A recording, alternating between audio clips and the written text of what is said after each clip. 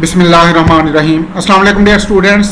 हम डिस्कस कर रहे हैं कोलाइडल सिस्टम की स्टेबिलिटी को, और हमने पढ़ा था कोलाइडल सिस्टम उस वक्त तक स्टेबल रहते हैं जब तक डिस्पर्स्ड फेज के पार्टिकल एक दूसरे से दूर रहें। उन्हें डिस्पर्स्ड फेज कहते ही इसलिए हैं क्योंकि डिस्पर्स्ड फेज के पार्टिकल सिस्टम के अंदर डिस्पर्स हो जाते हैं, और जब तक वो डिस्पर्स रहेंगे कोलाइडल सिस्टम स्टेबल रहेगा। अगर वो एक दूसरे में मर्ज हो गए या एक दूसरे के साथ अटैच हो गए तो फिर सिस्टम स्टेबल नहीं रहेगा। कोलाइडल सिस्टम दो तरह के होते हैं, lyophilic and lyophobic. Lyophilic colloids में डिस्पर्स्ड फेज और डिस्पर्शन मीडियम के दरमियान ज़्यादा इंटरेक्शन होती है, इसलिए वो सिस्टम ज़्यादा स्टेबल होते हैं। लायोफोबिक कोलाइड कम स्टेबल होते हैं, और इन्हें स्टेबल बनाने के लिए हमें कोई थर्ड पार्टिकल चाहिए होता है, हमें इनके ऊपर चार्ज डेवलप करना पड़ता है। फॉर एग्जांपल ये देखिएगा, ये एक कोलाइडल सिस्टम है और ये लायोफोबिक कोलाइड है। इसके ऊपर पॉजिटिव चार्ज है। ये चार्ज पॉजिटिव हो या नेगेटिव हो, जब तक ये चार्ज रहेगा ये पार्टिकल एक दूसरे को रिपेल करेंगे और सिस्टम के अंदर डिस्पर्स रहेंगे। उस वक्त तक कोलाइडल सिस्टम स्टेबल रहेगा। अगर किसी वजह से ये चार्ज खत्म हो गया तो फिर कोलाइडल पार्टिकल एक दूसरे को अट्रैक्ट करने लगेंगे और एक दूसरे को ज्वाइन करके, चाहे कोएलिशंस हो या एग्रीगेशन हो, किसी भी वजह से कोई भी तरीका इख्तियार करें, ये कोलाइडल पार्टिकल एक दूसरे में मर्ज हो जाएंगे और कोलाइडल सिस्टम ब्रेकअप हो जाएगा। कोलाइडल सिस्टम की स्टेबिलिटी के लिए ज़रूरी है कि डिस्पर्स्ड फेज के पार्टिकल एक दूसरे को रिपेल करें और डिस्पर्स्ड फेज की डिस्पर्शन मीडियम के साथ अट्रैक्शन हो। यानी for stability of colloidal system there should be attraction between dispersed phase and dispersion medium, and there should be repulsion between particles of dispersed phase. Dispersed phase के particles एक दूसरे को repel करें, इनके दरमियान रिपल्शन होनी चाहिए। अलबत्ता डिस्पर्स्ड फेज की डिस्पर्शन मीडियम के साथ अट्रैक्शन होनी चाहिए। तो जब आप इन चार्जेस को रिमूव कर देते हैं तो डिस्पर्स्ड फेज के पार्टिकल के दरमियान रिपल्शन ख़त्म हो जाती है, फिर ये एक दूसरे को अट्रैक्ट करते हैं और इनकी डिस्पर्शन मीडियम के साथ इनके ताल्लुकात कमज़ोर हो जाते हैं, इसलिए इनका डिस्पर्शन मीडियम के साथ या डिस्पर्शन फेज के साथ इनका ब्रेकअप हो जाता है। Lyophobic colloids are stable due to repulsion between similar charges on their particles. तो ये चार्जेस के दरमियान के ऊपर जब तक इन डिस्पर्स्ड फेज के पार्टिकल्स पर जब तक सिमिलर चार्ज रहेगा उस वक्त तक सिस्टम स्टेबल रहेगा। अब अगर किसी वजह से ये चार्ज रिमूव हो जाए तो कोलाइडल सिस्टम प्रेसिपिटेट हो जाता है। Lyophobic colloids are precipitated just by removal of charges. For example arsenic sulphide, ये एनायनिक कोलाइड है, इसके ऊपर नेगेटिव चार्ज होता है। अगर हम इसके ऊपर बेरियम, इसी सिस्टम के अंदर बेरियम क्लोराइड डाल दें, थोड़ा सा just very small amount of barium chloride अगर हम इसमें ऐड कर दें, तो बेरियम आयंस पर चूंकि पॉजिटिव चार्ज है, ये पॉजिटिव चार्ज आर्सेनिक सल्फाइड के पार्टिकल पर मौजूद नेगेटिव चार्ज को न्यूट्रलाइज कर देगा। जब चार्ज खत्म हो जाएगा तो सिस्टम अनस्टेबल हो जाएगा। फिर डिस्पर्स्ड फेज के पार्टिकल एक दूसरे को अट्रैक्ट करेंगे और डिस्पर्शन मीडियम के साथ उनका ब्रेकअप हो जाएगा। इसी तरह अगर कोलाइडल पार्टिकल पर पॉजिटिव चार्ज हो, जैसे कि इस एग्जांपल में है, और आप कोई इलेक्ट्रोलाइट डालें तो उस इलेक्ट्रोलाइट का नेगेटिव आयन डिस्पर्स्ड फेज के पार्टिकल के ऊपर एड्सॉर्ब होगा और इस पॉजिटिव चार्ज को न्यूट्रलाइज करेगा। जब पॉजिटिव चार्ज न्यूट्रलाइज हो जाएगा तो फिर कोलाइडल पार्टिकल की रिपल्शन ख़त्म हो जाएगी एक दूसरे के साथ। डिस्पर्स्ड फेज के पार्टिकल फिर एक दूसरे के करीब आ जाएंगे और प्रेसिपिटेट हो जाएंगे, सिस्टम का ब्रेकअप हो जाएगा।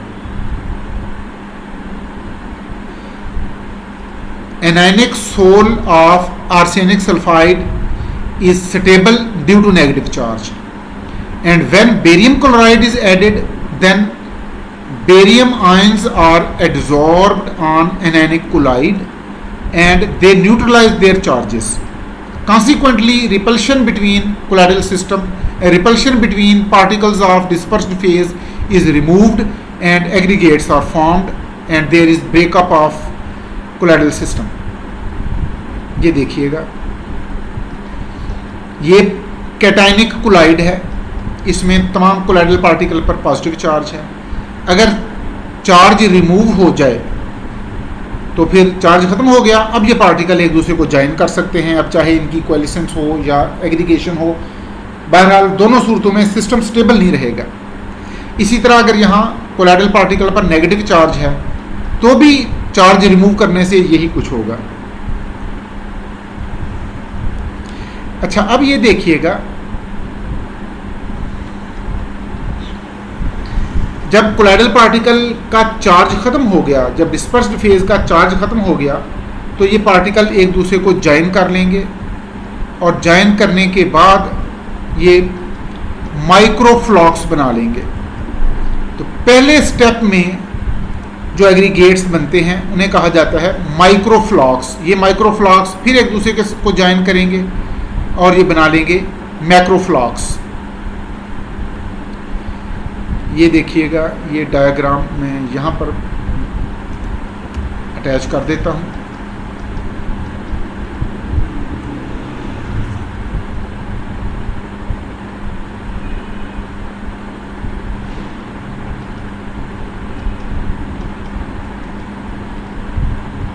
ये देखिए,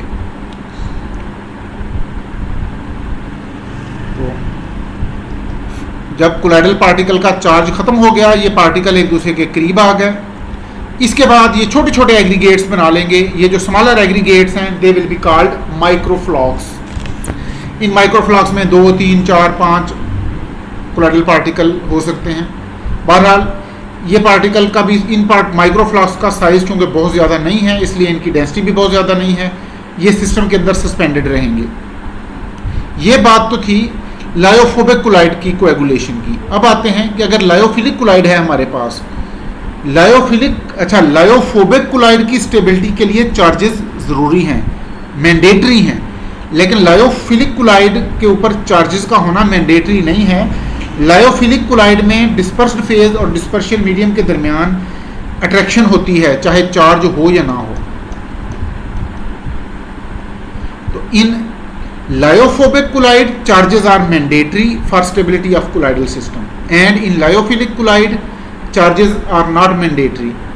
अलबत्ता यहाँ पर एक और फैक्टर है जो सिस्टम को स्टेबल बनाता है, वो ये कि लायोफिलिक कोलाइड में चूंकि डिस्पर्स्ड फेज और डिस्पर्शन मीडियम के दरमियान अट्रैक्शन ज़्यादा होती है, इसलिए डिस्पर्शन मीडियम ने डिस्पर्स्ड फेज को सराउंड किया हुआ होता है. There is solvation sphere around the particle of dispersed phase. अब इन डिस्पर्स्ड फेज के पार्टिकल्स पर चार्ज है या नहीं है इससे कोई फर्क नहीं पड़ता. डिस्पर्शन मीडियम ने डिस्पर्स्ड फेज को सराउंड किया हुआ है.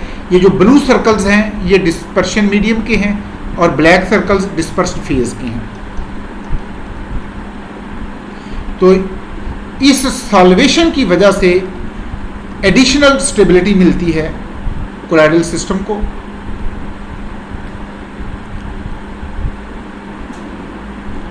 In lyophilic colloid, there is another factor responsible for stability and that factor is called extensive solvation.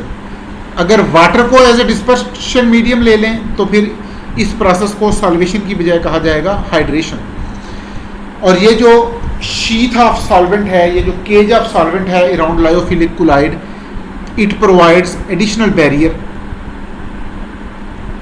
अब ये जो सॉल्वेशन स्फीयर है, अगर वाटर एज ए सॉल्वेंट होगा तो फिर इसे हाइड्रेशन स्फीयर कहा जाएगा.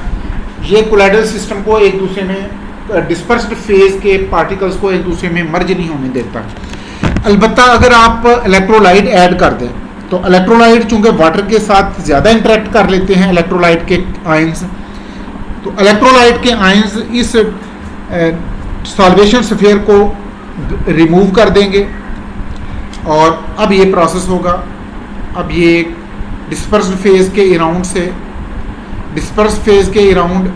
वो जो लेयर थी डिस्पर्शन मीडियम की वो अब रिमूव हो चुकी है, अब इनकी इजीली एग्रीगेशन हो जाएगी, तो फिर माइक्रोफ्लॉक्स बन जाएंगे। लायोफोबिक कुलाइड में चूंकि कुलाइडल सिस्टम की स्टेबिलिटी सिर्फ चार्जेस पर ही डिपेंड कर रही होती है, इसलिए थोड़ा सा भी इलेक्ट्रोलाइट ऐड कर दें तो कुलाइडल सिस्टम प्रेसिपिटेट हो जाता है। अलबत्ता लायोफिलिक कुलाइड की स्टेबिलिटी सिर्फ चार्जेस पे नहीं डिपेंड कर रही होती, बल्कि जैसा कि हमने पहले कहा कि सम टाइम लायोफिलिक कुलाइड पे चार्ज होता ही नहीं है। इसकी लायोफिलिक कुलाइड की स्टेबिलिटी ज़्यादा डिपेंड कर रही होती है सॉल्वेशन स्फीयर पे, तो हमें सॉल्वेशन स्फीयर को रिमूव करना पड़ेगा कुलाइडल सिस्टम को ब्रेकअप करने के लिए, और ये सॉल्वेशन स्फीयर उस सूरत में ब्रेक होगा अगर हम ज़्यादा अमाउंट में इलेक्ट्रोलाइट डालें। तो लायोफोबिक कुलाइड को ब्रेक करने के लिए स्मॉल अमाउंट ऑफ इलेक्ट्रोलाइट काफ़ी है, अलबत्ता लायोफिलिक कुलाइड को ब्रेक करने के लिए लार्ज अमाउंट ऑफ इलेक्ट्रोलाइट की ज़रूरत है। In case of lyophilic colloid the removal of charges may not necessarily precipitate the colloidal system, यानी लायोफिलिक कुलाइड में सिर्फ चार्ज रिमूव होने से ज़रूरी नहीं कि कोलाइडल सिस्टम प्रेसिपिटेट हो जाए। अलबत्ता ये ज़रूर है कि चार्जेस की रिमूवल से लायोफिलिक कुलाइड की स्टेबिलिटी कम हो जाएगी, ख़त्म नहीं होगी। ख़त्म उस सूरत में होगी अगर आप हाइड्रेशन स्फीयर को भी ख़त्म कर लें। फॉर एग्जांपल प्रोटीन पर सम टाइम कोई चार्ज नहीं होता। जब आप प्रोटीन को वाटर में डिज़ोल्व करते हैं, कुछ प्रोटीन वाटर में डिज़ोल्व हो जाती हैं, जैसे ह्यूमन सीरम है। Human serum albumin water soluble है, तो इसका वाटर के अंदर लायोफिलिक कुलाइड बनता है। आइसो इलेक्ट्रिक पॉइंट पर इस पे नेट चार्ज ज़ीरो होता है। ये आइसो इलेक्ट्रिक पॉइंट हम आगे चल के पढ़ेंगे, लेकिन नेट चार्ज ज़ीरो होने के बावजूद भी, यानी चार्ज ख़त्म हो गया, इवन देन सिस्टम प्रेसिपिटेट नहीं हुआ। तो ये सिस्टम कब प्रेसिपिटेट होगा? When solvation sphere will be broken. For coagulation of lyophilic colloid solvation sphere must be broken. और बाज़ औक़ात तो ऐसे होता है कि लायोफिलिक कुलाइड पे चार्ज होता ही नहीं है, उस सूरत में लायोफिलिक कुलाइड की स्टेबिलिटी पूरी की पूरी डिपेंड कर रही होती है सॉल्वेशन स्फीयर पे। अब एक बात याद रखिएगा, कोएगुलेशन के लिए विग्रस स्टीयरिंग चाहिए है। अलबत्ता जो नेक्स्ट प्रोसेस, और ये प्रोसेस इरिवर्सिबल है, अलबत्ता जो नेक्स्ट प्रोसेस हम पढ़ेंगे नेक्स्ट लेक्चर में, फ्लक्कुलेशन। फ्लक्कुलेशन का प्रोसेस रिवर्सिबल होता है और उसके लिए बहुत ज़्यादा स्टीयरिंग की ज़रूरत नहीं होती। कोएगुलेशन की एक और टाइप है जिसमें हम इलेक्ट्रिक फील्ड अप्लाई करते हैं। अगर इलेक्ट्रिक फील्ड अप्लाई करने से कैटायंस कैथोड की तरफ चले जाएं और एनायनिक पार्टिकल एनोड की तरफ चले जाएं, तो ये प्रोसेस भी कोएगुलेशन कहलाता है, और इस प्रोसेस का एक ख़ास नाम है इलेक्ट्रोकोएगुलेशन।